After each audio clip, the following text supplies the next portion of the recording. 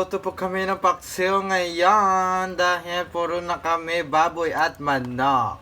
First step is ilagay muna sa kawali. Papakuluan ba yan, ma?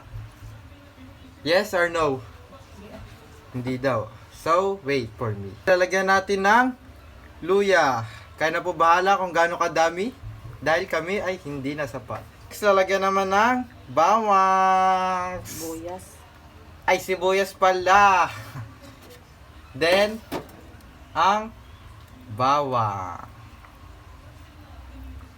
Lagyan po natin ng 3 ceiling green. Kaya na po bahala kung gaano kadami. 3, 2, 5, 6, 7. Pwede lahat kahit ilan. Lagyan po natin ng suka na kaya na po bahala kung gaano kadami. Dahil sa amin ay tinansya lang namin ng mga 3 o 4 na kutsara. Yun lamang po. At maglalagay na po kami ng aromatics. First is pamintang, wait lang. Pamintang durog na durog ang puso ko sa iyo. Ayan. Optional lang po yan sa mga ano. Magic Sarap. Hindi po sponsor yan. Wag may pakita ma. Yan lang po. Patis naman. Ops. Sakto lang po yan. Ganun kadami. 2 kutsara lang po.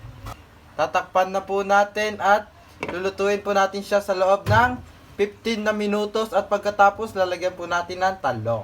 Pagkatapos po ng 15 minutes na kuluan, lalagyan po natin siya ng tubig. Ayan po. At papakuluin po ulit ng ilan ma? 10 minutes daw. Tapos lalagyan po namin ng maraming talong. Talong na lang po kasi hindi po kami nakabili ng okra dahil wala na dito sa amin. Sold out na po.